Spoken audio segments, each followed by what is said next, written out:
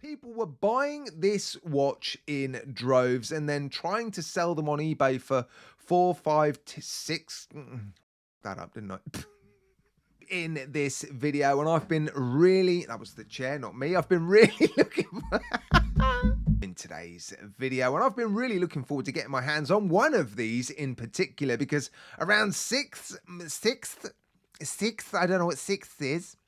Ahoy guys, and welcome back once again to I Like Old Watches. I'm excited because I've got a couple of Casio watches to show you in this video, and one of these watches in particular I've been really looking forward to getting my hands on, but I've had to wait for quite a while because around 6 months ago a few reviewers reviewed it and you guys went crazy for it. Sold out everywhere. People were buying it in huge numbers and then relisting it on eBay, trying to make a profit from it. I wasn't prepared to pay the inflated prices for this watch, but things have settled down now and it's now available at its retail price. So I've picked one up, and another very interesting Casio watch as well. I'm going to show you both of these watches in this video. I can't wait. Let's go crack on and get on with it, shall we?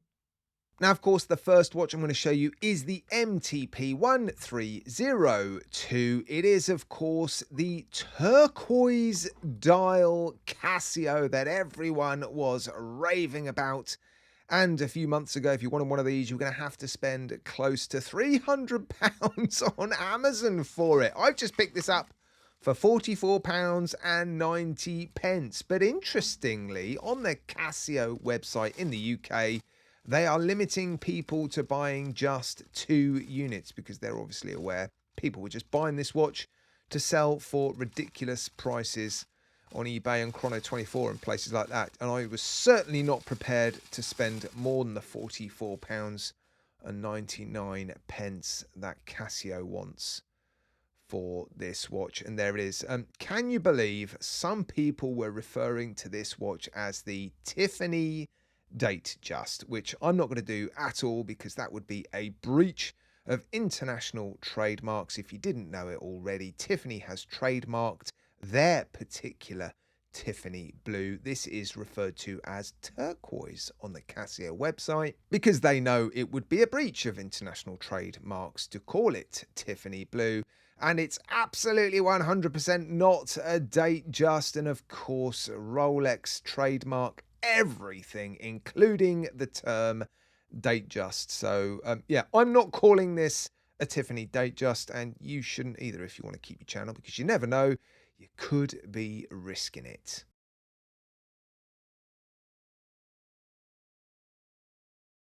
But anyway, do we like it? I don't like the colour, I'll be honest. I don't really understand the fuss. I mean, £44.90 is not a lot of money for this watch, and it is a pretty good looking watch, isn't it? But it does also look quite cheap. I just don't like the colour turquoise on the dial, but then I'm not really a fan of this colour on dials. It's not one colour that watch manufacturers are using. They all have their own sort of turquoise colour, and I'm not a fan of any of them, to be honest. But it's not a bad looking watch, is it? Of course, the bracelet and the clasp are going to feel very, very cheap. Let's have a look at the second hand. Oh my word, look at that. It is bang on. Okay, it's just gone up a little bit in my estimation, I have to say. Polishing looks a little bit streaky already. I'm not needing to get too close to that on the side of the case. Look, right, let's get the plastic off and we'll have a proper good look. Right, there we go. All the plastic has been removed, and yeah, it feels very cheap and jangly because it is a very cheap watch, isn't it? The links are pressed. Look, they're sort of folded links, aren't they? The clasp is, yeah, pressed, very thin, very cheap feeling. 4 micro adjustments, so that's pretty good considering that's not a very long outer shell, is it?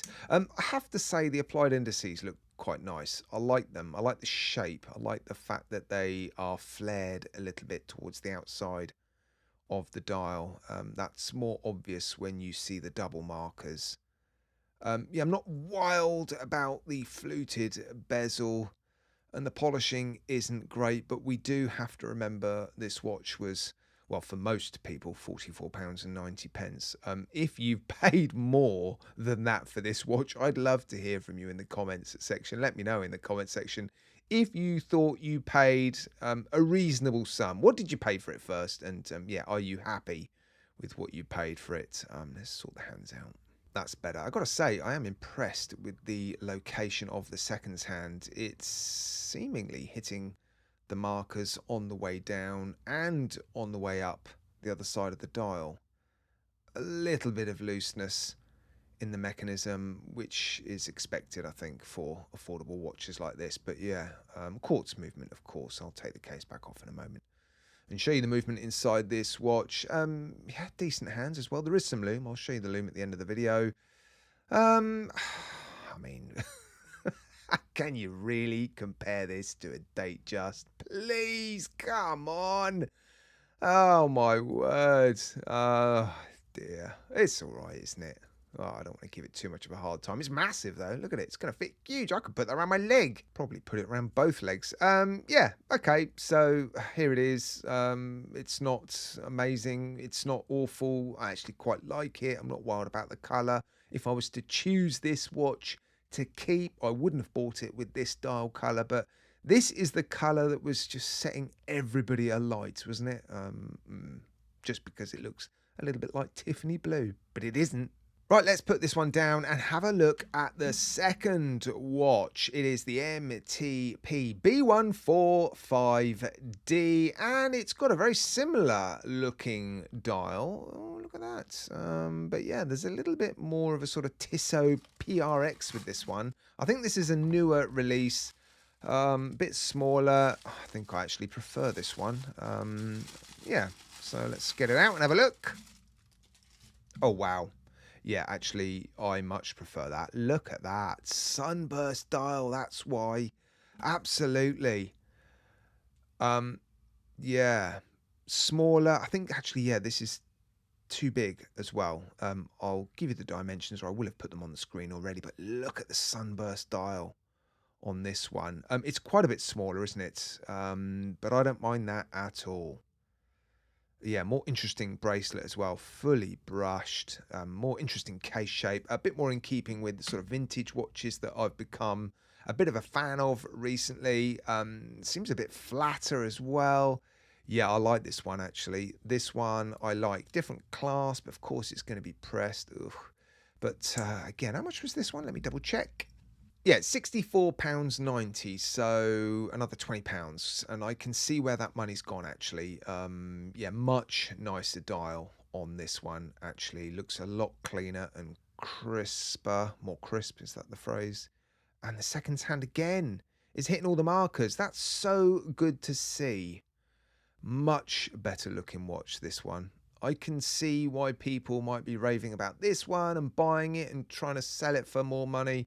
I don't think they will, because it's an extra £20 and it looks like Casio are limiting people. But yeah, I like it actually. I do like this one. Yeah, that's nice. What finishing have we got on the case? Top surface is brushed, circular, and the sides are polished. The polishing on the sides actually looks better. It looks to be more smooth. Sorry, I'm not in the middle, am I? More smooth, less streaking. And they've actually tried to polish the sides of the links as well. Look, that's that's a bit odd, isn't it, given they're folded links as well? I've never seen that before.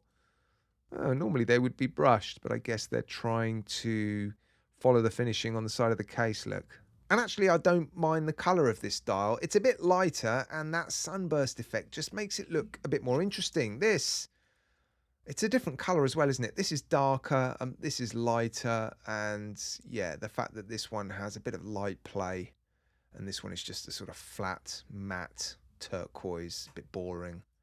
Yeah, that's very cool. And I like the fact that they haven't framed the date window as well. You've just got that aperture, which seems to be nicely done. Yeah, everything seems to line up nicely. 50 meters of water resistance with both of these watches. I don't think there's any loom on this one, so at the end I'll only be showing you loom on the other one. Let's take the case backs off actually and have a look at the movements next. We have a no jeweled Miyota GM12, so yeah, a fairly cheap quartz movement. It is a no jeweled Miyota, what does that say, CWMJ. That's the only reference number I can see on there. And there they are side by side. So yeah, not the same movements, but both, yeah, cheap quartz movements, no doubt. Well, no doubt for me which of these two watches came out on top, and it wasn't the one that everybody was raving about 6 months ago. Not for me anyway.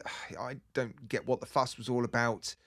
Yeah, if someone can explain it to me, that would be great. Maybe the only people making a fuss of this watch were reviewers and people wanting to make money on it by buying lots of them and selling them at a premium on eBay and places like that. Maybe everybody else was just indifferent to it. I think that's probably a little bit like what's happening with the Swatch collaborations recently. I think the people that get most excited about it are the people that want to make content on them and the people that want to buy them to make a profit on them. So yeah, tell me if I'm wrong in the comments section. Right, guys, as always, a massive thank you from me to you for tuning in. If you want to know the specifications for some of these watches, I'll have put them on the screen. You might have missed them, or check out the video description. Right, guys, thanks for watching.